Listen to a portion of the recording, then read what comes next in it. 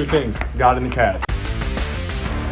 4 games down, 8 more to go. Still plenty of football left here for Sam Houston football. Welcome, everyone. Pod 66 on the way. Sam Houston SportsTalk. All Neil, Luke, Scott, Luca. We had another break. It's kind of unusual. Unlike last year, unlike really in recent years of Sam Houston football, where they had this kind of break where they only had one game in 3 weeks. So it's weird. We haven't really been on. We haven't really been active, but now we're back on. We're ready to get going. I think people are, anticipating this game because I think if there's any opportunity to turn things around, it would be this week. Yeah, it's a good way to kind of reset, over the last 4 games. Now you're going into the true conference season, and, we're starting off on one of these midweek games, which is always fun, national TV. And it feels like the team is, I know we're coming off a pretty tough loss, but it feels like at this point of the season, if you're going to get anything going now, or if you're going to get anything going this season, it's got to be now. So this is a huge moment for the team, huge moment for the season, and hopefully we can get the conference season off to a good start. Well, before we go ahead and get started, be sure you subscribe today. The Sam Houston SportsTalk. Follow us on all of our social media outlets, and we are also on Spotify for audio-only podcasts. Thank you all once again to those who have followed, liked, and subscribed already to Sam Houston SportsTalk. Still a long way to go, not just in football season, but basketball season is just around the corner. Once this episode released, it's still September as we're recording right now, but then October's coming, and guess what? Guess what's about to be a month away, folks? College basketball. So if you want to keep up to date with any coverage with Sam Houston Bearcats men's and women's basketball, this is the place to come to here on Sam Houston SportsTalk. Let's go ahead and get to it. So first off, I wanted to play this from head coach Phil Longo. I asked Longo, how do you keep a locker room together after starting 0-4? Well, truthfully, if I'm being really transparent with you, it has been very difficult for me because of the nature of our team. Morale this week hasn't been any different. The energy in practice hasn't been any different. If anything, there was kind of a hop in our step on Tuesday, and we had a really good practice yesterday, and we've got one more on the books for tomorrow for this week, and we're getting out of this week what we wanted to. I don't think, these kids are resilient, and it's a high character locker room, and I think we're doing a good job coaching them. So I haven't had to allude to or address really, lack of effort or poor attitude or, where we are right now is not where we want to be. It doesn't mean because we're not throwing a tantrum here that we don't care. We've stressed all year, especially when you have a bunch of new faces and new names and new personalities. There's a level of professionalism that you have to maintain. There's a level of composure. There's a level of poise, and it's something I think people in general in life struggle with, and that's an emphasis for us with our team all the time. And is everybody perfect all the time? No, I'm certainly not perfect from day to day, that's for sure. But what we try to do is not make the same mistakes twice, and we try to handle things in a professional manner. Most of these guys have a desire, as we've talked about here before, of wanting to play at another level. Well, part of doing that is being able to bury, one game and reset and refocus on the next one. And, I've said this before. Mac Brown said numerous times when I was with him, I thought it was one of the most pertinent things he said to the team on a regular basis, never let one game beat you twice. And we've done a good job of that so far. And I think we're trying to take advantage of the 2 weeks to prepare for New Mexico State. But morale in the locker room right now and on the team, you would think would be a concern. And for me personally and our staff, it has not been. So the focus has remained on the field with regards to execution and winning the next game. Oh, I love what I hear that from Coach Longer, just because I think it'd be really easy for a team to kind of get down on himself and start questioning or even quitting on each other going down 0-4 in kind of the fashion we have. I think it does show to some of the leadership that this team has had carryover just a little bit. And the guys that they brought in, It's a great question, Colin, that you asked, and that's an even better answer, I think, from Coach Longo. Yeah, it's so by the way, just to clarify, this was the press conference last week on Thursday. I went to the practice the next day, Friday morning. And honestly, like I didn't really, it was honestly not that bad of a practice. It was a short practice. It looked good. Everyone was still like, like, hey, we still got a lot of football left to be played. Um, Jameer Diaz was still wearing a boot, so his status is still. Longo said earlier in the press conference that the injury to Jameer Diaz is not as serious as they initially thought, so he's day to day. Cecil Powell also didn't practice; he was a scratch against Texas. I feel like that's a veteran presence you need to have back in that backfield.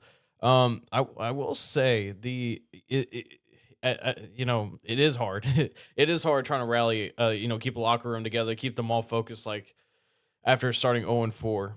And Tony Sanchez, head coach for New Mexico State, talked a little bit about the schedule in a little bit from his perspective. We'll get to that in the next segment, but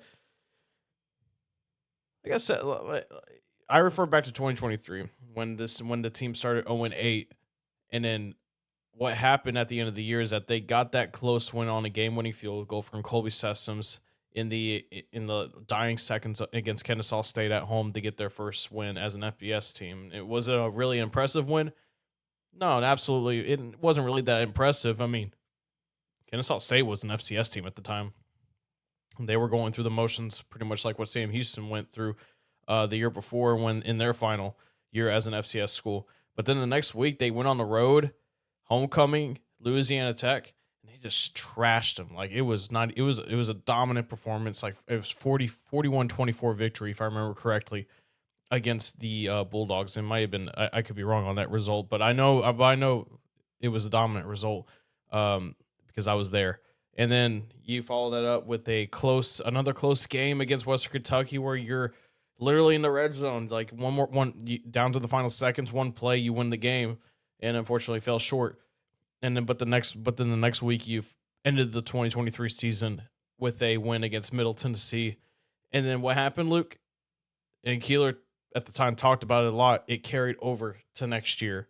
Now, I think this team has an opportunity to start that process earlier.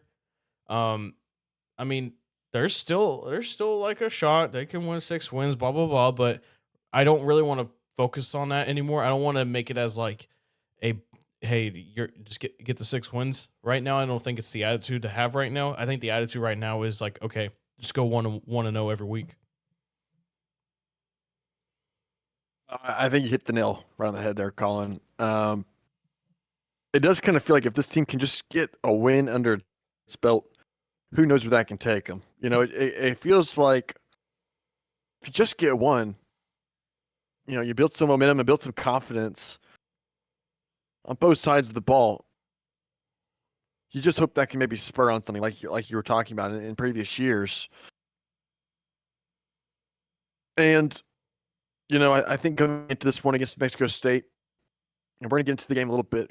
Colin, you mentioned before we started recording, they're a little banged up. Colin, they haven't played their best this year. It's kind of been an up and down start for New Mexico State. You feel like, man, if you can just get this one under the belt and finally get one in the win column, you can, try to build something off that and hopefully expand. Yeah, it's there's a reason, there's a multitude of reasons why Sam Houston is favored for the first time this year heading into this game, even with it being a road game, even with the struggles that Sam Houston has had offensively. Luke, now that the first 4 games are through, I think we have a pretty good sample size of everybody.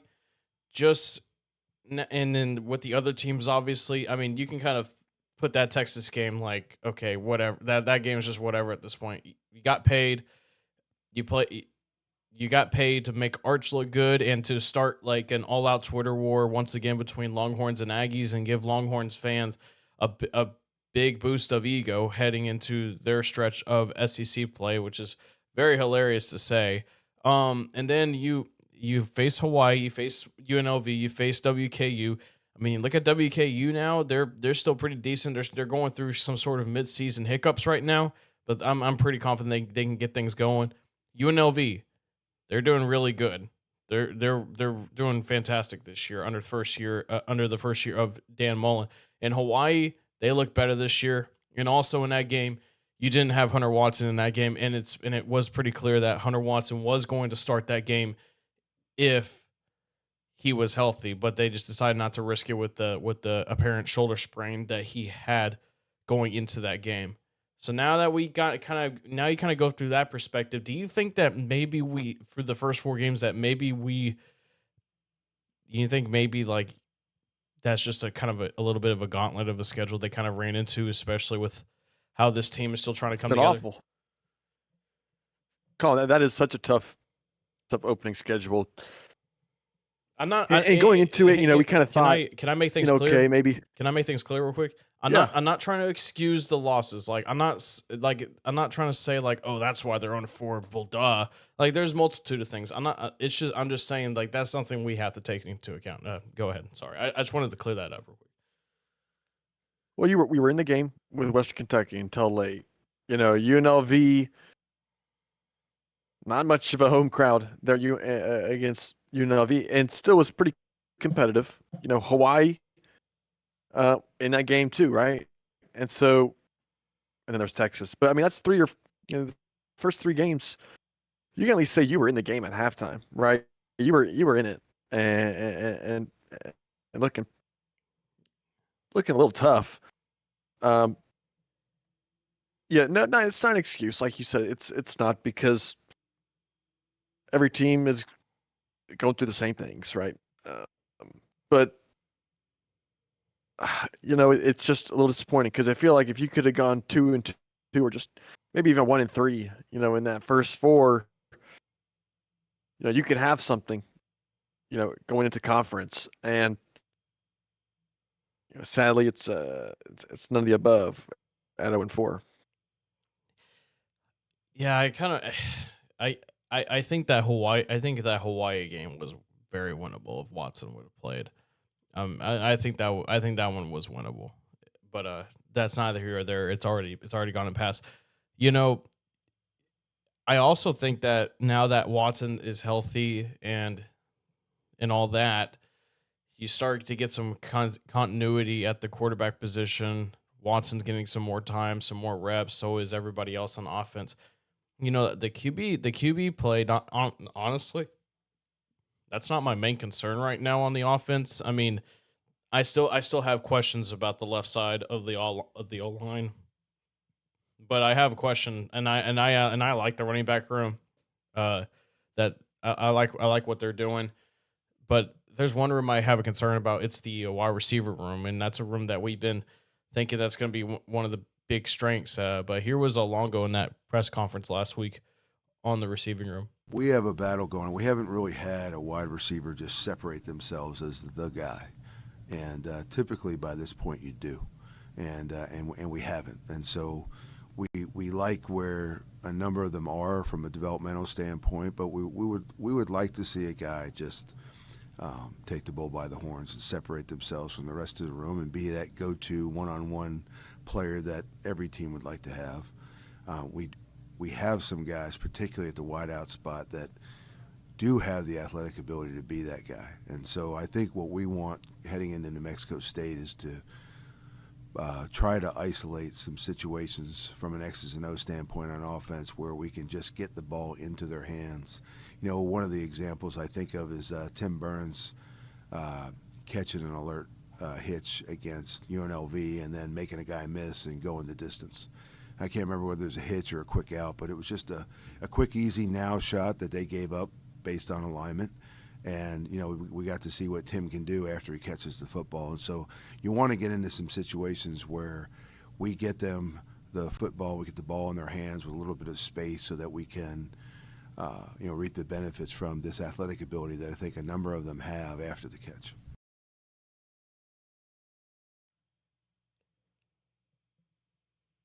I mean, it's interesting that he mentions Tim Burns, Colin, because we really haven't seen anything from Tim Burns since UNLV. That one Yeah, that one game. It's great that he says he likes, some of the guys developmentally, but I haven't seemed to see anyone really separate themselves, Colin. I mean, a running back is leading our team in receptions, leading our team in yards, right? Colin. Grady O'Neal, 87 yards through the season. That's our leading guy. And he missed the game because of a Like, concussion.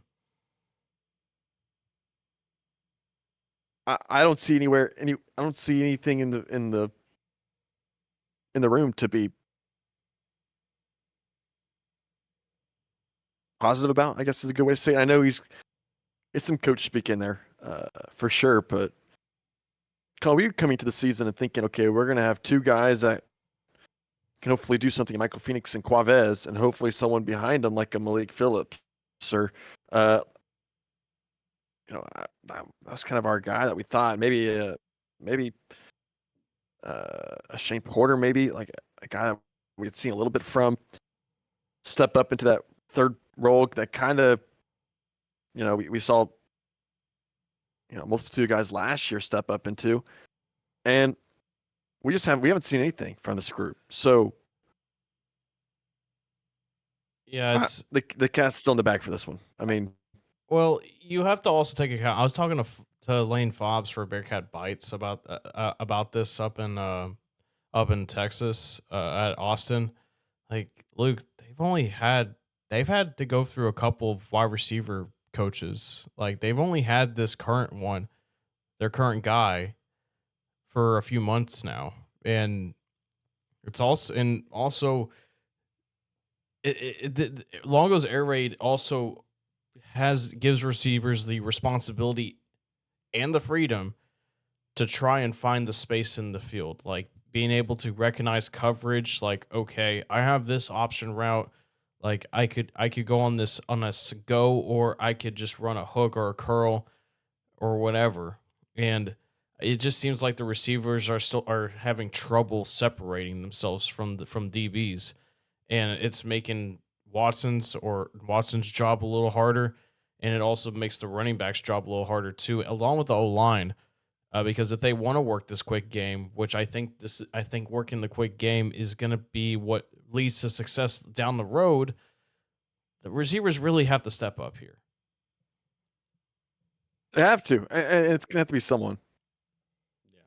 I would point the finger to the older guys in the room, but obviously, I think those guys might have fallen out of grace with the coaching staff. So I guess I'm kind of more looking to maybe Avion Smith-Mack. Like, he's kind of been a guy that's done something, but not much to really praise about. But he's at least caught in the ball, I think, in pretty much every game, I want to say. Maybe, I don't know, maybe a Derek Bledsoe, if he can maybe get going. I mean, Grady O'Neal's been fine, but I don't know. I wouldn't think Grady O'Neal being a number one receiver that you're going to want to go to, right? Every game. So, well, yeah, he's not that X. So he's no, just he's not. Slot. He's absolutely. I mean, he's like what, 5'10", 5'9". He's fastest. He's fast. Like, he's very fast. He's quick. But but we need guys that are going to get open, Colin. We need guys that's going to separate themselves, make a difference. That's really kind of what you want to do on the outside. Just make a difference, because we haven't had anyone do anything. Yeah. So at this point, I'll take whatever I can get from that room. All right. Well, that'll put a bow on this segment. Let's go ahead and move on. Let's talk a little bit about Sam Houston's upcoming opponent. Me and Luke are going to discuss a little bit about the Aggies of New Mexico State out of Las Cruces, New Mexico, and then coming up after that, I got to sit down with Nick Coppola of the Las Cruces Sun News. So stay tuned, and then we're gonna bring our keys and predictions coming your way, and all that is next here on Sam Houston Sports Talk. Welcome back. So New Mexico State, yeah, well, we faced them twice already. It'll be third time in 3 years to face the Aggies. First time we first time in 2023 over these last 3 years, just get absolutely dominated by Diego Pavia and head coach Jerry Kill, and then we all know where those guys ended up at. And then last year you exacted some revenge and absolutely tormented that offense, getting a dominant victory at Bauer Stadium. Now you go back on the road to Las Cruces, New Mexico. They're under second-year head coach Tony Sanchez, and actually, no, I'm not going to talk about this right now because I don't want to get ahead of myself. Because I've been thinking about this matchup I've been thinking about this matchup for a while now. But I'm just going to go ahead and just give y'all a part of Tony Sanchez's opening statement where he talks a little bit about Sam Houston. They're ready to get going. So Sam Houston will present some challenges this week. Coach does a good job, and they're like a lot of programs, had a lot of success last year, lost a lot of people, got a lot of new bodies in the building. They're trying to find their way. They played a really tough schedule, though. I mean, when you look at their schedule, when you look at the teams that that have gotten them so far, Western Kentucky's off to a good start. UNLV's off to a good start. Obviously Texas is Texas. They've played some really quality teams. Hawaii's off to a good start. So, they're scrappy. They're going to play hard, and we got to find ourselves. One of the these last couple of weeks, we get to about that 12-minute mark. Actually, both our last two games, we get to that 12-minute mark, and we are in a close ball game. A very winnable football game, and it hasn't swung our direction. So we got to do a good job of making it swing our direction this week. Take care of the little things. We got to do a better job putting the ball in the end zone when we get opportunities. I think last week we had a first down on the 19-yard line. We had a first down on the 48-yard line, and we had another first down on the 23-yard line and got 0 points out of all of those, So those are things that we've got to do a better job with, And then obviously defensively in the back end, we had some issues, And those are things that we got guys that are more capable of taking care of. They're working on them, and they'll be tested this week against Sam. So I'm excited about it. I thought our front played extremely well on Saturday. We did everything we needed to do in the box defensively to win that game. I thought we were we were really physical. So that was really good to see. That needs to continue. A little banged up right now, Tyler Martinez, he'll be out this game. Wheeler is still out, and then DeJohn Stanley will also be out. So those three guys are out. So it's kind of been one of those, musical chairs a little bit. Just we've kind of been hit a little bit with the injury bug, but we'll find a way. We've got plenty of depth guys like Torrey pops right on in and makes a great hit, causes a fumble in that game for a scoop and score touchdown. So we've got some really good dynamic guys that have stepped up. So I'm excited about Thursday. It's an opportunity to get back on the upper end of the win column. Here we go.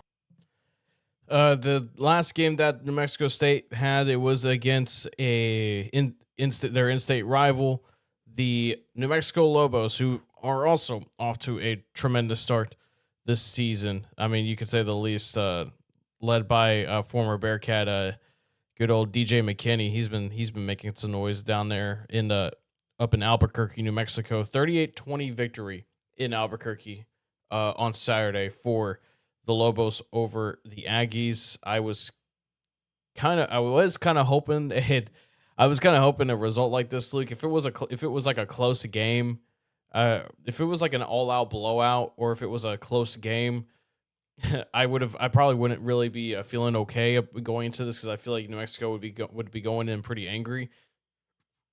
I mean, they're going to go in pretty angry in this game. They want to get a win in front of their home crowd, of course.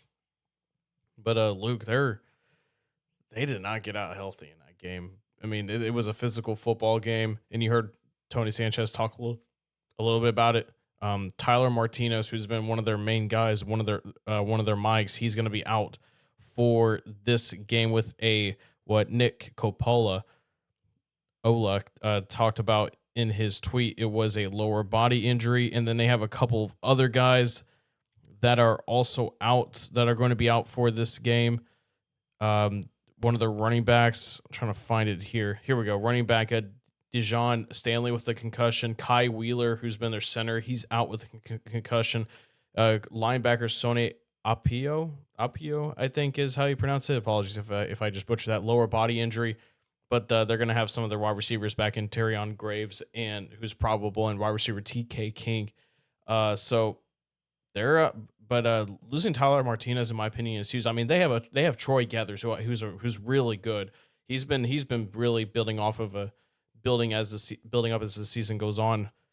It's New Mexico State on a short week. They got a lot going on their end. They do. They do. And they're definitely going to be upset.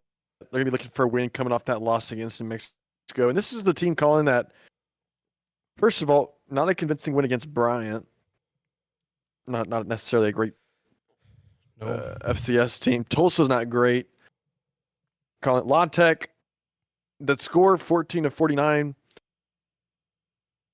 A little bit it doesn't really tell the story, that score. It was a little bit closer than what the score actually says. And then obviously losing the rivalry game against New Mexico, right? So I think this is just kind of this is a tough spot for Sam Houston coming into New Mexico State. Kind of when they're down, they're going to be looking for this game to kind of get back into the win column. But also, if you're Sam Houston, you also love this spot because you're seeing a team kind of reel, down the stretch, and they're pretty banged up. This is an opportunity for Sam Houston to really capitalize for the first time, I think, on the schedule this year. I mean, I think this is the first opportunity that we can say, hey, this isn't necessarily the worst spot in our schedule. Yeah, Luke, I first logged onto the Discord. We're about to get ready, and man, you went silent for a little bit, and you're like, Colin, I kind of like Sam Houston, and I'm like, okay, hold on, wait. You're pretty giddy. You're pretty excited about this game in sort of a way. How you feel about it? I do, and I think part of it, Colin, you look at the line, and it was 1.5, right? -1.5. Sam's favored, and I feel like if you're like the casual sports fan, as many people are, you see a team that's 0-4 are favored on the road against a team that's 2-2, and people are gonna be thinking, "Oh, I'll take the home dog, no problem." I think that's an absolute trap. I think the books know something, Colin. I think they're screaming it in front of us, saying, "Please take New Mexico State. We want you to. We're begging you to take the Aggies." Yeah, Colin, I love the Bearcats this week. Okay, well, I love them. Okay, well, we'll get to more of that later. So one thing Longo mentioned about New Mexico State's defense is that they're going to be playing. He said, "quote unquote," it's going to be the most multiple defense that we're going to face this year. And if you don't, and for those that don't know what multiple means, is basically it's just basically giving you a lot of mixed looks, a lot of mixed formations. So you're going to see a 4-3, a 3-4, some odd fronts, nickel here and there, whatever. They don't necessarily have a base defense. They like to do whatever based on personnel. So it's going to be pretty interesting to see how Longo attacks with the play calling, if he is still play calling. I am kind of curious because this is a conversation for another day, because he did talked about before the season when he got introduced at the press conference almost a year ago in New Orleans that he could at some point hand the play calling duties off to someone else. But that's another conversation for another day. Here's Tony Sanchez on Hunter Watson and a little bit more on Sam Houston. You've got, Hunter Watson is a really good quarterback, and he did a great job last year, but they were a different offense. They were more of a power read type offense. Now they're getting into more of the spread, they want to throw it around. I mean, that's kind of the DNA. That's what Coach does. Coach Longo, that's what he's done his whole career. So you see that transition that's occurring right there. They offensively, they return, a handful of offensive linemen, but all the other skill around them is all brand new. And defensively, they're almost their entire defense are transfers in. So there's a lot of new bodies and a lot of things you're watching over there, and they're settling in. I'll tell you what, they play hard. They compete their tails off. They run the football on defense. Offensively, you look early in the season with that Western Kentucky game, they spit out some really big runs. Watson had a big touchdown run. Running back, he got out. So they're more capable. I mean, they're always right there. It's just they've gotten away from them at the end. So they'll be well coached. They'll come in and be they'll be fired up. You know what I'm saying? They're going to be fresh coming off a bunch of days off, and they're trying to do what everybody else is. It's a long season. Sometimes we got to fill the writing columns and the airwaves and things like that with things that are going on. But like I told our guys today, it's like 2 years ago we were sitting here and we were 2-3 and ended up winning 10 games. And they're sitting there and they're 0-4 right now. Well, guess what? There's 8 games to play and they can turn it around fast. And we're doing the exact same thing, fighting our tail off just to get right back in there, try to that first goal, try to get bowl eligibility. You know what I'm saying? So you're sitting there and man, you get a win, you're halfway there. You know what I'm saying? So there's a lot of things going on, but there's so much football to be played. I mean, the story isn't even close to being over yet.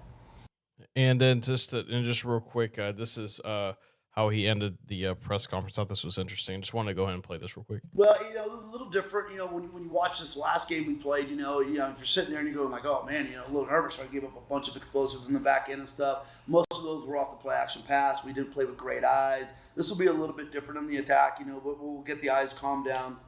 The guys, they've watched the film. They understand what we need to get better at. With these guys, it's going to be tackling in space. They're going to spit the ball out to the backs like crazy. I mean, they throw more swings than I've seen anybody else throw. I mean, and really all it is sweep. They're just tossing the ball to the boundary, trying to make sure you can tackle on the edge. We've got to do a good job there. They're going to try to take the top off here and there. They're going to play with pace, so they're going to go fast. You know what I'm saying? And again, off a short week, it's hard to get a bunch of reps at that, but we've seen it. Tomorrow we'll do our burst period and get our guys lathered up and going again. But the biggest thing is we're going to have to tackle in space. That's one of the biggest things they do is they try to just get the ball into open areas and see if you can tackle them. So we got to kind of have a point where what head coach Tony Sanchez for New Mexico State wants to prioritize for the guys, for his defense specifically. But it's I think the key I think one of the big keys for Sam Houston is to just try to open up the middle of the field a little bit. That's where, because on those slant routes, those concepts, whatever, those mesh concepts that I know that they can be really good at if everyone's going and on the same page. Because I mean, they can't just keep going to the boundaries forever, Luke. Because at some point New Mexico State's going to figure out they're well coached. They're coached by defensive coordinator Joe Morris, who was at Sam Houston in 2023, and it's they're gonna be ready, and like I said, they're gonna want to get a win in front of their home crowd to make up for the rivalry loss against New Mexico, and this is just gonna be an opportunity where, especially since they're not gonna have one of their linebackers in Tyler Robinson. I mean, they still got, like I said, they have Gathers out there, but it's gonna be interesting. And then while you talk, Luke, I will go ahead and just put up some grades for the folks to look at, especially on the offensive and defensive end. But just to kind of end things here, Luke, just kind of, how do you think it's gonna be for New Mexico State?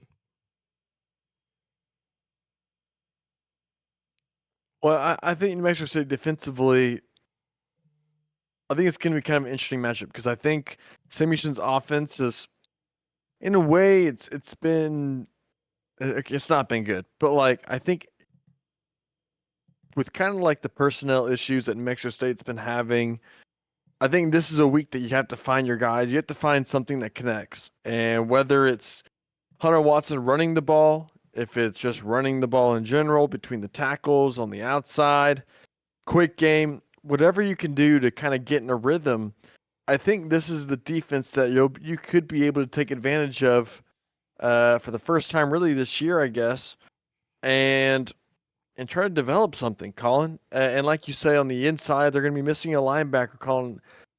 And if you're able to kind of figure something out on that side, and whether it's running at the guy or trying to pick on him in the passing game, if you can do one of those two things and really open up open up the defense a bit, that's also going to help the confidence. It's going to help whether it's the running game or the passing game. Hunter Watson, this is a guy that we give Watson some flack every once in a while, but this is also a guy that really carried a huge load of the offense last year, and you have to give him credit for it. I think with the personnel issues that New Mexico State's been having, I think there's a real opportunity here for this Bearcat offense. Yeah, and the thing is, they're also having struggles on offense too, especially when it comes to the quarterback play. They got Logan Fife over there, and he's their guy. Tony Sanchez has made it clear over and over again that it is their guy. And unfortunately, this season he's not been up to standards, to say the least. He'll make a dynamic play every now and then, especially at the beginning of that New Mexico game where he made a nice scramble play. You can see it's there, but that offensive line, Luke, is not. Oh, it's really bad. Yeah, it's not. That offensive line is just not doing what they need to be doing to help out Logan Fife. And I think, and honestly, even if Jameer Diaz doesn't play, you still got some guys that can get to the backfield. And I'm looking at a guy like a freshman Brody Henderson. I'm looking at Christopher Eaton to finally get something going. I mean, he's been getting there. He just hasn't been finishing it. And then up the middle, like guys like Lawton, Frazier, I feel like that there still needs to be improvement. You know what I noticed though, especially in that Texas game though, that defense looked much more improved in cases because they were able to rotate in and out so much because, Texas is not really that tempo, let's get going kind of offense. They'll switch guys out. They'll switch it personnel. If I just feel like that if they have an opportunity on defense to rotate guys in and out, that's what they need to do in order to really feast on this New Mexico State offense. But then again, this is a team that's already won a couple of games, albeit some of them not. Both of those wins probably not convincing, especially like you pointed out, Bryant. But this is a team that still has experience, and this is a team that's been together, that has more guys that have been together, unlike Sam Houston, where there's a bunch of new guys. So that could factor into it. I mean, there's a lot of things that could go into it. But let's go ahead. Well, Colin, if you look at their last game against New Mexico and just compare the numbers with the two offenses, right? I'm looking at the quarterbacks. New Mexico State, Logan Fife, 20 for 37, 255 yards, no touchdowns, 1 interception. He took 9 sacks, Colin. 9 sacks. And I know some of that's like kind of scrambling out of the pocket and trying to make a play. But at the end of the day, Colin, he lost negative 39 yards last time out. Jeez. And then you compare it to New Mexico State's quarterback, Jack Lane, 23 for 30, 303, 4 touchdowns, no picks, no sacks. That's a huge difference, Colin. And it, like New Mexico State was up at halftime too in that game. So that just kind of tells you, where this offense is. Like they're struggling on the front, banged up. Guys are missing assignments, not knowing what to do. And you kind of feel like if there's one thing this Bearcat defense has done an okay job of, I think it's a little bit of the pass rush. I think like if there's one thing you could really say, that would be it to me. Yeah. Well, there's still a lot to learn about the Aggies of New Mexico State, and well, I think I just found the guy that could help us out. Coming up next, I was joined by Nick Coppola of the Las Cruces Sun News.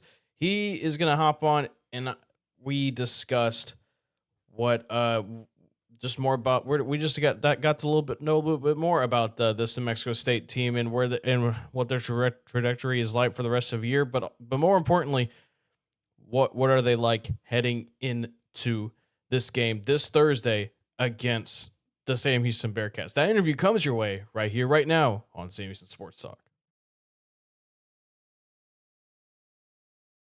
Welcome back to Sam Houston Sports Talk, Pod 66, New Mexico State preview. And joining us will be Las Cruces Sun News sports reporter, editor. You're editor, right? You could say Reporter. Okay, reporter. All right. So, but Nick Coppola joins us on Sam Houston Sports Talk. I don't know if I pronounced that correctly. I like how when I first got to know you a little bit, just because I like keeping track of your work for New Mexico State. I just like how you have the abbreviation guide right in the Twitter bio. I feel like it's necessary though for wherever you go. Yeah, well, you were close. It's Coppola. Coppola. Coppola, yeah. Anyway, but Nick, thank you for joining us. Obviously, a big game Thursday night between Sam Houston and New Mexico State. Just kind of, it's still a lot of football left to be played. But what's been the outlook so far this season for Tony Sanchez's squad? Yeah, it's been an interesting year for New Mexico State so far this season. They got to a good start. They defeated Bryant. They didn't look great against Bryant, but they had a nice little comeback, little gritty win against Tulsa where, excuse me, they came back in the final minute, got to throw the ball around in a game-winning drive, and they were able to make one last defensive stop to defeat Tulsa. And then, things have kind of fallen off in the last few weeks. They opened up Conference USA play against Louisiana Tech, lost 49 to 14. They were only down 2 scores heading into the fourth quarter, but just way too many turnovers. That kind of put the Bulldogs in great field position. The Bulldogs scored off a turnover, got a defensive touchdown in that game. And then sort of the same thing happened against UNM. I mean, they were up 17 to 7. At one point, they entered halftime up 17 to 14, but I think things just completely fell off for the Aggies in the second half. I believe they had 5 second half drives. They only got a field goal in one of them. UNM had 6 drives in the second half. They scored 3 touchdowns and another field goal. And so after going up 17 to 7, they were outscored 31 to 3. A 38 to 20 loss. So yeah, it's just the defense has not played as well as they have been at the start of the season, and offense is still kind of looking to find their footing. Logan Five's got to take care of the football. They got to run the ball better. Offensive line play has to be much better. So yeah, but I feel like this is a nice opportunity for New Mexico State to kind of fix some of their issues and bounce back in the win column. Well, you kind of talk about the defense. They're going to be without one of their linebackers, Tyler Martinez, lower body injury, so he's out. But it seems like that they have another really good running back in Troy Gathers. He's been having a nice season so far. Analytically, film wise, he looked pretty good against New Mexico. Just kind of how big is that? How big is the loss though going to be losing Tyler Martinez for this game, and how can New Mexico State adjust? Like, is there anybody else that can step up?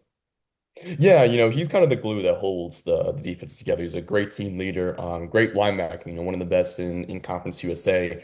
And not only he might be out, he's for sure out, but Sonny Alpiu, their other starting linebacker, is questionable. He missed last week against UNM with a lower body injury, and he could miss this game as well. So they run 4-2-5 defense, so that's they could be without both their linebackers and that starting defense, so that could be a little bit difficult.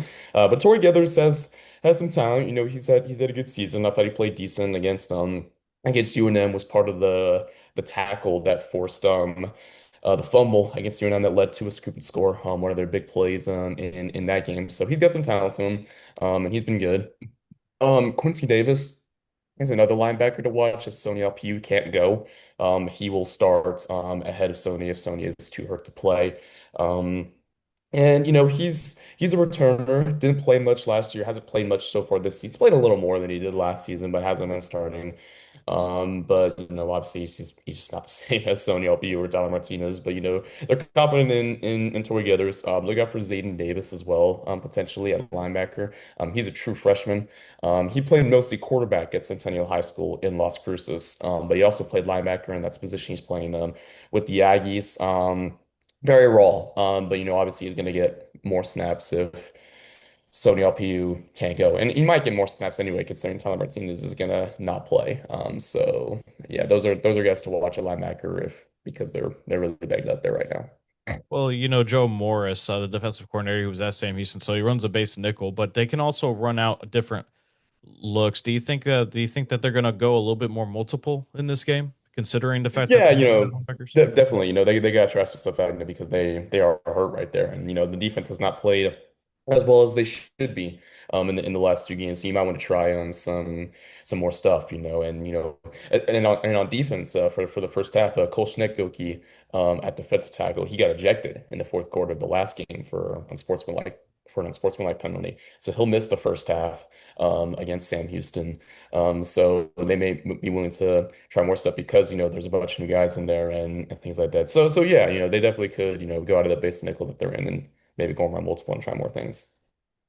And then on the offensive side, they are also in a way injured. They're going to be without Kai Wheeler, the center, concussion. You said the offensive line has to get better, but this seems like another gut punch for that unit.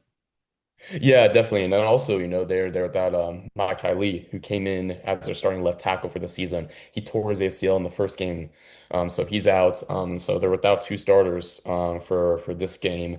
And yeah, I mean the offensive line's been a struggle for pretty much the entire season, and it was going to be going in. I'm not surprised by that. They only had one returning starter, and they did get a transfer with starting experience in Malik Williams from San Jose State.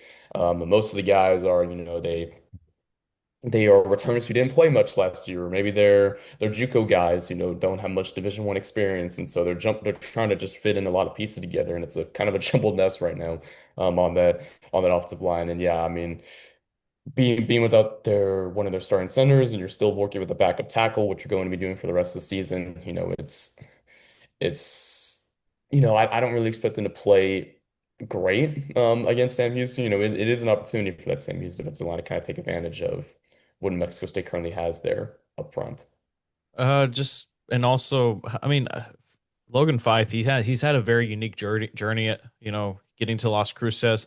You know, I know there's been a little bit of talk about him like being that cute that guy at the quarterback spot. I mean, there's flashes. I mean, especially if you go back and look at that game against New Mexico, that first, I believe if I remember correctly, it was the first play. He had a really great scramble drill and finds a guy downfield, and it was a big explosive play.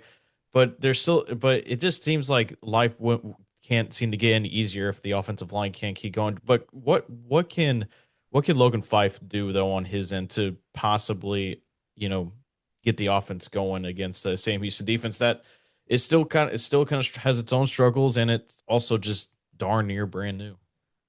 He's got to stop turning over the football. He's had at least one turnover in every game so far this season. Had a very bad interception against UNM last week, where he just kind of targeted a very tight window that wasn't really there and led to kind of a tip drill interception. Um, and so yeah, I mean, and he's also got to stop holding on to the football for so long. UNM had 9 sacks last Saturday. Of course, most of those were on the offensive line. The offensive line did not have his best game by any means. But some were just on Logan Fife. He's just got to get rid of the football or throw it away or just try to make something happen. Instead of just taking a sack like he did multiple times against UNM. So he's got to play a little more calm. He's got to play a little more composed, play more within the structure, and that's what he's saying. That's what teammates are saying. That's what coaches are saying. He's just got to trust his read more. Trust that the structure of the plays are going to work out for him, and I feel like this is an opportunity for him to do that, because Sam Houston in Conference USA, I believe they have the worst passing defense in Conference USA right now by at least passing yards allowed per game. So it's a good opportunity for Logan Fife to kind of bounce back, play more within himself, play more composed, calm down a little bit. But the offensive line also has to protect him. They have to make it known that they're going to give Logan Fife time, and that they're going to give Logan Fife the ability to play calm and not play so frantic, because he's going to have that time in the pocket to just do what he does. So it's kind of a give and take thing. Logan Five's going to take better care of the football, but the offensive line, I mean, they really just have to help him out. Let's take a little break from the gridiron for a moment. Let's talk about some more administrative thing because it has a lot of impact with how this week is going for New Mexico State. You kind of hinted at it at the beginning. You have an off day today, but as soon as Thursday begins tomorrow, you're going to be pretty busy because they're going to be introducing Joe Fields as the new New Mexico State athletic director. Just kind of how are things going over there on that front when it comes to that side of NMSU athletics? Yeah, well, it's taken us a long time to get to this point. They fired Mario Mocha in January, in the wake of a report that the Department of Justice in the state of New Mexico Department of Justice, made regarding scandals into their basketball team in the 2022-23 season, and that's why Jason Newton was hired from Sam Houston. That's what he was coming in to try to fix. And after the report, the brand new president of New Mexico State decided to let him go.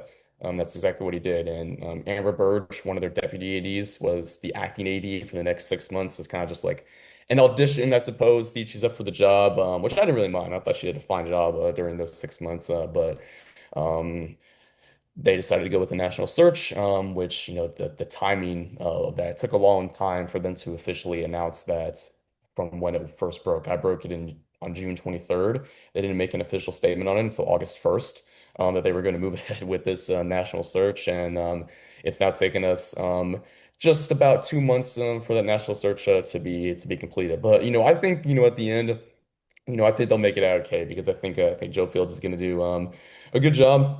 He's very experienced. He's at Tulsa. Was the lead administrator for football for that team. He was the right hand man for Justin Moore, who's the Tulsa AD. Did a lot of stuff at Texas A&M. Oversaw a lot of stuff before he went to Tulsa. And so, I think it was a nice hire. I think it was a nice hire for New Mexico State. I mean, we'll see what he does. Of course, we're gonna get to talk to him on Thursday to see what he's all about. I've heard that he's a very smooth talker. So I expect him to kind of woo New Mexico State fans over to tomorrow, which is what he has to say and his vision for New Mexico State athletics. But yeah, it's a big transition. That I mean, it's taken us almost the entire year to get to this point. But I believe at the end of this, I think they're going to make it out okay. Yeah, because Sam Houston is probably going to find themselves in a similar situation probably as pretty soon, especially with Bobby Williams. His contract is technically up in August, but he might get extended. Perhaps I haven't really heard anything. So Sam Houston could be going through a similar situation. Just how big though is a hire like this? How big is it for them to get it? I know it's I know it's your athletic director. You're like, no, duh, it's a big deal. But especially with how college athletics continues to evolve, like it seems like a big rule change happens every month, especially now with this new portal rather rule where it's just one window. I mean, things are going to keep on changing until it finally comes to a standstill. Even if it does come to a standstill, just how big of a hire this is for New Mexico State. Yeah, I mean it's a big one, I mean, we'll get to talk to him tomorrow just about, his experience in trying to fundraise for New Mexico State. 'Cause of course, that's a really big thing that you need to have. You need to have a knack for that at NMSU with just the athletics budget that they have. That's a big thing. And also, there are some athletic directors, maybe more that getting hired that maybe have a law background and stuff like that, just because there's lawsuits every 10 seconds in college sports. And he doesn't. He's got a degree in physical education, I think, instructional design, both of them, a bachelor's and a master's at Syracuse. But not that he isn't qualified; he's very qualified. But it'll be interesting to see what his approach is towards fundraising to try to deal with all the changes, especially since a lot of them are going through courts in order to get changed. The House NCAA settlement went through a lawsuit. That was a years-long court battle before we got to a very fundamental change in college athletics. So that's going to be a thing. So yeah, it'll be interesting to see how he approaches all that because I think that's going to make or break his tenure at New Mexico State.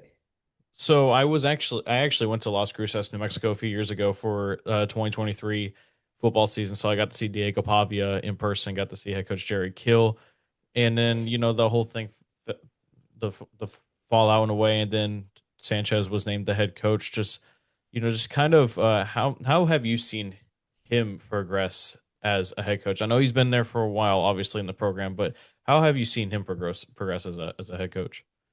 Yeah, it's an interesting question. I mean, last year, wasn't the best hand that a head coach could be dealt because a bunch of players left for the portal. He kind of came in late, had to kind of build a staff, pretty quickly in order to, attack the portal and, piece of programming together, considering what all left after 2023 and after that season that they did have. But I feel like, he had more of an off season this past year to kind of, attack what he really wanted. He still had built some of the staff. He had to get a new offensive coordinator in the building and a new offensive line coach in there. So he still had to kind of piece some stuff together. I don't know, they definitely feel like I don't know that is. I don't know if I could pinpoint, something where it'd be like, oh, he's progressed so much, from last year, compared to this year. I still think it's kind of a wait and see, on that. But the start of the season was better. They definitely were able to close games better this year than last year. Last year, I remember their second game of the season, they had a chance to finish off Liberty with a 9-point lead in the last few minutes, and they couldn't do it, and they lost, and they just collapsed. Um, this year, they had a similar chance to do that against Tulsa. You have a lead in the final minutes, you got to close it out, and they finished that. That's not a game I don't think they would have won last year. I think they would have dropped that game last year, but they didn't. They were able to close that out and get a win. It was their first 2-0 start in 11 years. So maybe you can say he's progressed all of that. Just to really try to finish off leads, but they've only had that chance, kind of once, because going into the fourth quarter of these past two games, they've been trailing. So we'll see what happens on Thursday, with that. So now we're looking on Thursday. Just kind of what do you think that the Aggies need to do to get a win midweek? I know they're on a short week. Their practice schedule, like, man, I kind of personally I'm like, just I don't know how how they do this, like with some of these teams, like because they were off Sunday and then they got back to practice Monday. They're only going to have one walkthrough. Like, I forgot what the schedule was exactly like, but it's not a lot of time to prepare, especially coming off a little banged up against, say, New Mexico side on the road in Albuquerque. And then again, like Tony Sanchez said, it's much a 3 hour bus ride is much better than an airport, kind of Yeah. deal. But just kind of how do you think that his squad is going to attack Thursday in order to try to get the win? Yeah, so their schedule was obviously a little bit different this week. Normally Sunday they'll come in and watch film, and then Monday they're off, and then they practice normally the rest of the week. Friday's a walkthrough, of course, but this week obviously had to be a little bit different. So Sunday was just totally off. Monday instead of off, they had a practice. Tuesday was a practice. Wednesday, so today was their walkthrough practice. Kind of a mix of a walkthrough and a practice, but they're knocking out their pads, they're not hitting each other, stuff like that. So it's a little more easy on them on Wednesday, and then of course Thursday they play. So it's a little bit different. They really only had maybe like two big practice days to kind of prepare for Sam Houston, figure out what they're going to do, figure out how they're going to attack Sam Houston. So it's different, So I'm expecting it to be a little bit scrappy on Thursday, especially considering Sam Houston's probably chomping at the bit a little bit. They're coming off extended rest, haven't played since the 20th of September. They need their first win, so I expect them to come in and try to play a little scrappy as well against New Mexico State. Um, for NMSU, like I said, they got to attack, a Sam Houston secondary that has not played great so far this season. That this is a chance for them to really kind of get the passing offense really going. And it has, at some points, we talked about, there are good plays that Logan Five has made, and there are ways that he has raised the ceiling of the offense. He's just got to quit counteracting that and negating that with turnovers and negative plays. And so that's a chance for him to do that against a not very good Sam Houston secondary. And I believe the front for New Mexico State, it's got to play better than it did last week. Hunter Watson's a quarterback that likes to run the ball. He likes when there's a space open up, he likes to attack it and run it. So they got to be wary of that. That's something that they really didn't really do a good job of last year when they faced Hunter Watson. Hunter Watson got to run around a lot against New Mexico State. So that's something that they got to look out for. And Sam Houston, a lot of their offense right now is running through the running backs, in both rushing and passing. So that's something that they got to look out for as well. So the front seven really has to be on point because quarterback's going to run. They like to use the running backs a lot. So yeah, front seven has really got to be on point. Especially on those linebackers because they could be without both starters there. So they really got to play well. Yeah. Well, another interesting nugget for this game, it'll be one of only two football games entirely across professional and college going on 8 p.m. Central Time, 7 p.m. Mountain Time for y'all. So everything. It's the AD hire is just perfect. It's perfect timing. Like, especially because I feel like they're going to talk about that a lot on the CBS sports broadcasts and all Mhm. that. Just kind of it feels like football. It seems like the team kind of has some, kind of has the world on their shoulders just a little bit when it comes to this game because you kind of want to impress in front of the new AD and you kind of want to, show out on national TV where you're the only college football game going on. Yeah, for sure. That they talk about that. There's a chance kind of, they're going to get a bigger audience than they normally have. So yeah, it's definitely an opportunity. I imagine the new AD is going to be there at the game and watching. So that's a chance. Especially since you know he's gonna, figure out, what the future of the football program, could be. And Tony Sanchez is excited about Joe Fields. Joe Fields was a former football player himself. He was an all Big East safety at Syracuse, so it's a guy who knows football, kind of knows his stuff there. He played in the NFL as well, Joe Fields. And so, he's a football guy, but also, he might look at, the football team, figure out how to use kind of his expertise in order to figure out what the future of the football program is going to be. And there were some fans, some kind of other media members that came to me and be like, "Oh, the new AD, what's he gonna do with Tony Sanchez? Is he gonna fire him? Is he gonna try and make a change?" I don't know that just yet. We'll see about that. Certainly we'll look at the end of the season, figure out where we're at, or where they're at. With New Mexico State's, but yeah, it's a big opportunity to be pressed, especially because they're trying to make a bowl game, and they're not going to make a bowl game if they drop home games like this. Not at all. Yeah, No, it's interesting. Every time a new AD comes in, everyone assumes that they want to come in and clean house like immediately. It's not it's you can't really obviously do it right now, especially with it being middle of football season. But Right. it's it is weird how that goes sometimes. But Nick, I appreciate you hopping on Sammy Sports Talk, guys. His links will be in the description for not only his social media outlets, but also I'll go ahead and link his work on the Las Cruces Sun News. You can follow him there. Nick, I appreciate you hopping on, and we'll see how this Thursday night goes. I know you'll be at the game. I'll be in the middle of when the game starts. I'll be calling Sam Houston versus Middle Tennessee soccer, and hopefully it starts at 7 o'clock. So hopefully I can multitask. It probably won't be the best idea in the world to try to do that. But yeah, let's see how this game goes. Like, a lot of storylines going in for your side, and I know you're going to be busy, so hopefully it goes as smooth as it can be for on your side. I hope so. I mean, you can only hope for that. You can only Yeah, hope for that. But yeah, I appreciate you having me on. uh, It was good talking today. no problem, man. Thank you for everything. When we come back, me and Luke will give an update around Sam Houston athletics and our keys and predictions going into this Thursday night matchup against New Mexico State in Las Cruces, New Mexico State, right here on Sam Houston Sports Talk. All right, it is now time for our absolute favorite part of these football podcasts, and it's our keys and predictions. But before we get into it, I kind of wanted to go ahead and give you all a little bit of a quick update on everything else Sam Houston athletics. Volleyball began their conference season this past weekend against the UTEP Miners. They got swept on Friday, and they showed signs though at the end of Saturday's loss 3-1. They finally took a set over the UTEP Miners after losing 12 straight sets against UTEP. They're a really good volleyball team, but maybe just maybe, Luke, they found something late in the second game against the UTEP Miners to where they can probably get something going. Just your thoughts real quick on volleyball.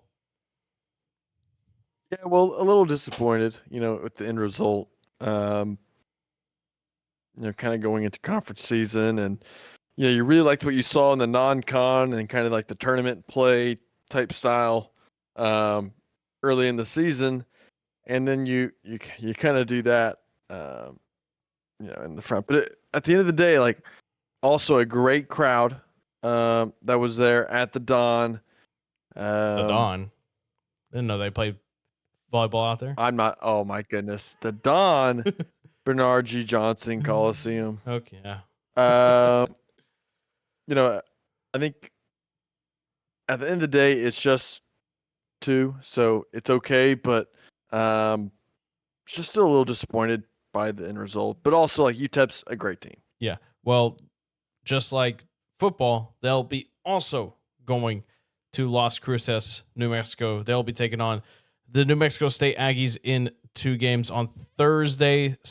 On Friday, 7 p.m. That'll be on ESPN Plus, and then on Saturday At the 1 Pan p.m. Am? If I were to guess, maybe I forgot where they play. Pan American Center, yeah, the Pan Am, and also in other Bearcat news, real quick before we get to our keys and predictions, soccer gets their first conference win of the season against Louisiana Tech, and it's I'm glad they got that one out of the way. Especially it was a late goal by Ellie Morgan in the midst of chaos. A ball deflected off of the goalkeeper, and she capitalized. The freshman has 3 goals on the season, Luke, and man, it's 19 shots, 12 on target, 4 corner kicks to Latex 0. Man, it was a 1-0 final, Luke, but they absolutely dominated that game again at home at Pritchett against Louisiana Tech. It's one of those games that, all throughout the game, you're like, wow, we're the better team, and we just haven't been able to get one in the back of that, and then finally you do late. It just puts a huge relief on you, knowing that you finally wore out the team. Yeah. For the entire duration of the game, pretty much, right? And you finally got one in there. And credit to the defense, not letting up anything kind of squirrely or, just anything kind of cheap, staying strong and making sure that the least that was going to come out of that was a draw. And lo and behold, you get the win. And so a clutch win there for the Cats. Ellie Morgan, like you said, third goal. Much needed win to kind of, this team could easily be 2-0 in conference right now, which hurts to say, but you'll take 1-0-1 all day. They will have 2 more games this week at home. Thursday, they'll face off against the Middle Tennessee Blue Raiders, 7 p.m. back at Pritchett Field on ESPN Plus. Yours truly will be on the call for that one, and then they'll be back on Sunday. Once again, at Pritchett Field, they'll face off against Western Kentucky, 1:00 p.m. Central Time. That'll be on ESPN Plus. You were about to say something? Colin, yeah. Looking at the schedule, you have to take advantage of these games, 4 games in a row at Pritchett. Colin, you have to come out with, I think, at least 3 wins. Have at least 3 wins in here. You got one already, and it's going to be tough, but Middle Tennessee Western and UTEP, Colin, that's 1, 2, 3, 4 games. Build some momentum going into that late season. I think there's an opportunity here to be 4-0-1 in conference. And in other news, baseball will be having their first fall exhibition in great old Seastat, which is Luke's favorite place to go vacation at. I heard the streets are telling me. Don't drink the water. Don't drink the water. They'll be facing off against the Aggies in a exhibition. I am thinking about going out there. I'm sort of planning on it. I'm not too sure yet, but I kind of want to go ahead and see what this team looks like, get to know a little bit of the new faces on this baseball team that are heading towards a interesting season. It'll be in like 5 months. It'll be here before we know it. So, but yeah, that's kind of what's all going around the Sam Houston athletics world and whatsoever. All right, time to get to the fun part, folks. Keys and predictions. New Mexico State versus the Sam Houston Bearcats in Las Cruces, New Mexico, 8 p.m. Central Time on CBS Sports Network. Luke, it's the only college football game going on. It's one of the 2 football games that will be going on that Thursday night. So Sam Houston and New Mexico State will be in front of a good crowd TV wise. Right now, according to CBS Sports, Sam Houston are 2.5-point favorites. The total now is 52.5. Right now, the public money 63% on the Aggies when it comes to the spread, but the money line is 84% Sam Houston and 55% on the under, 52.5. How are we feeling, Luke? You were kind of already telling me already before we started this segment. In all intents and purposes, Sam Houston's got to get this, Luke. How are you feeling? What do you think? I've been correct in every single prediction I've made this year. Yeah, you have. Colin, and we are switching it up from the past trend of picks. I have picked against Sam every week, but I'm not picking against him this week. Colin, I like Sam Houston. I like Sam Houston to cover the 2.5. I also love the under, Colin. Just kidding. The over. I like the over, but I think Sam Houston gets it done. Colin, my keys to the game. I think this is a game that Hunter Watson has to take over. I think it's going to have to be on his legs because, frankly, I haven't seen anything in the wide receiver room to really get excited about. Outside of here and there, Grady O'Neal. That's about it. Maybe a little Avion Smith-Mack here and there. But, Colin, you know it and I know it. This game has to be won by Hunter Watson's legs. My second key, Colin. Yeah. The defense has to stand up at some point. They got to get better on third downs. Colin, this has been one of the worst defenses in the country on third down. It's almost like the Cowboys. It's almost like the guys in the Big D. I can't even keep going with it, Colin. It's been really bad on third down. We have to be better in getting off the field and trying to set your offense up just to build some momentum. Create a turnover to get something and get some juice in the offense. And I think if you can do those two things and get the crowd out of it early, I love the -2.5 call. I love the Bearcats. Give it to them. Sam Houston, book it. So when I was at practice on this past Friday, I talked to a NFL scout that was out there. I'm not going to say who, just for confidentiality purposes and all that. But there's an NFL scout there, and I asked him, like, hey, just kind of what you looking at, what you think. Like he said, look, this is a team that has talent. Like, Luke, that there is no question that there is talent on this team. It's just what he emphasized, though, is that it just comes back to how everything comes together. If everything comes together at some point, and Luke, it's not just the fact that it's a whole new a whole new team, pretty much almost brand new. It's also just the fact that you got a brand new coaching staff as well. I mean, those two things. Brand new everything. Yeah, you got brand new everything. You even got a new head athletic trainer.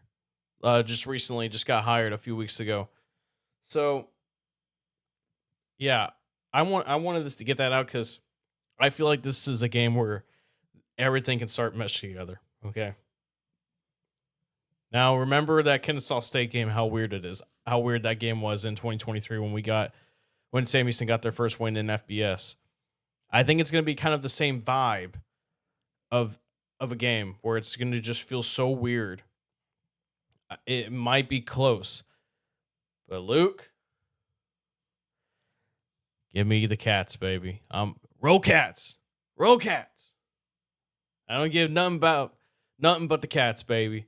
Give me Sam Houston. I'm gonna say like a score of like a 23-19, just some funky score. I'm gonna say like something like 23-19, 23-16.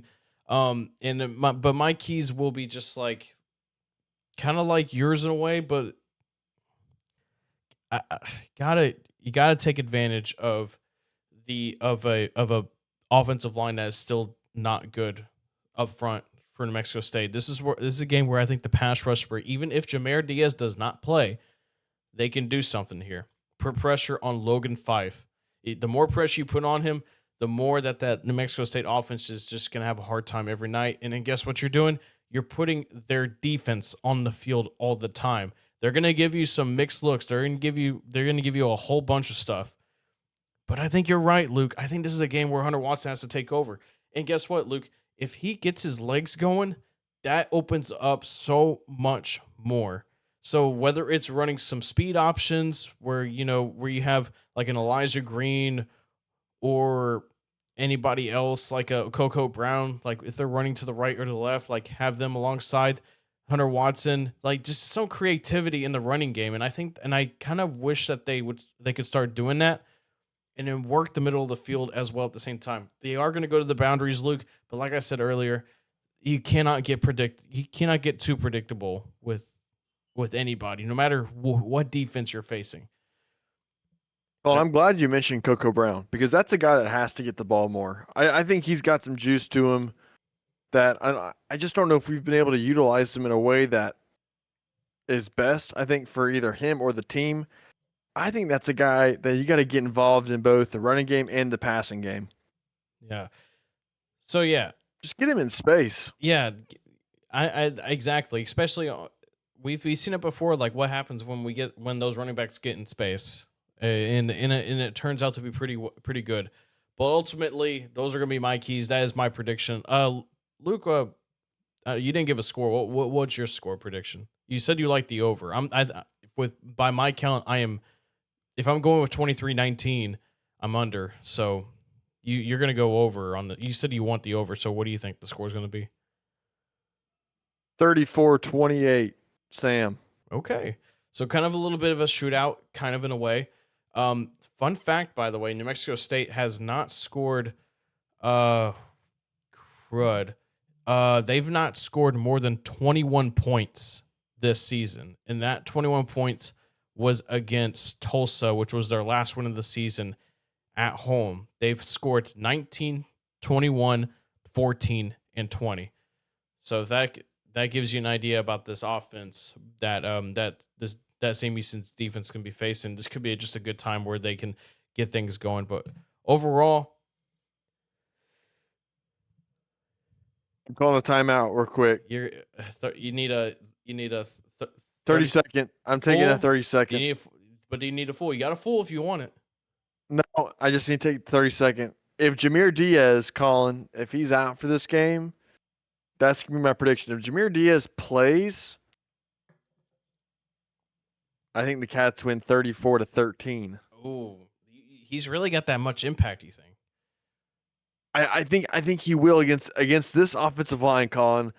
I think Sam Houston's best pass rusher being in the game and out of the game, I think can cause a huge spread, like of points wise. Okay. I think he'd be that impactful in this type of game. Okay. Maybe not that much, but like definitely a score. I think definitely at least 7. Well, no, I see where you're going with this. I think that's a really good point. I just don't know. I just don't know if they're going to play him. I don't know if like too risky. Well, I think that I know they're saying, oh, it's not as big of a deal as we think it is. He's still in a boot, Colin. Like he's like, let's say like if you're still in a boot, you got to be worried about a little bit of something, right? So that's kind of where my head's at on that. But I think if he's out there and if he can give you 85%, I think that's huge, Colin. Yeah. I'm not necessarily too worried about the DBs and the linebackers. I think the DBs have gotten a bit better. I think the linebackers have also got better. I thought Antavius Fish had probably the best game defensively wise against Texas. And folks, by the way, I was not being sarcastic. I thought Curtis Strand was actually the best player against Texas. Like I thought he was really good considering the amount of times he had to punt. And for the fact that in an environment like that where you easily can just freaking mess up, and then that stadium's gonna let you know. But this is just the fact that they've had this time off, one game in 3 weeks, which was against the best defense in the country, top 10 team. It's just kind of you gotta. This just feels like a game where where the floodgates finally open for Sam Houston, and they can get things going. Because, folks, all it takes is one. Is this a Tokyo Gordon game? Ooh, you like some Tokyo Gordon? Do you think some Tokyo? Okay. Do you like a Tokyo Drift? Colin, I'm not a huge Fast and Furious guy. That's fair. Like cars and girls, it's awesome, right? I get like that's great. Yeah, but it went off the rails. But I mean, like after it went so far off the rails. I mean, when they're throwing cars up in space, Colin, and just doing just the most bizarre stuff, I'm out. Yeah. I'm out on that. Dwayne The Rock, I'm out. It just got too much. But to get back on topic real quick though, I think Tokyo Gordon's development is very key, because if he can get going, provide some more depth and easiness on the linebacker room where you operate alongside of an Antavius Fish and a CJ Johnson, who I think is improving as the season goes on. Oh yeah, absolutely. I think we could see some Tokyo Gordon out there. I mean, of course, it just depends on how Fish is playing. I just think he's a difference maker. That's really kind of he flashes to me. Okay. when I watch him play and when he's on, I just like he's got something to him. Okay. All right. Well, hey, listen, this is a big game coming up this week. Feel like a lot's riding on it right now. We'll see what happens. But nonetheless, guys, thank you all once again for tuning in, listening. Thank you to Nick Coppola of the Las Cruces Sun News coming on the show and talking to me about this New Mexico State Aggie team. If you have any predictions, if you have any thoughts, how do you think this matchup's going to go? How about you? leave it down in the comments below on YouTube. And I'm pretty sure you can leave a comment as well on Spotify, if I remember correctly. But anyway, guys, for Luke Scott, I'm Colin Neal saying so long for now. Let's see what the Bearcats can do this Thursday against the Aggies. Can they get their first win, or are they going to slide to 0-5 in 2025, especially under the first season of head coach Phil Longo? We'll find out soon. You know how Cats, two things. See y'all next time. Cats.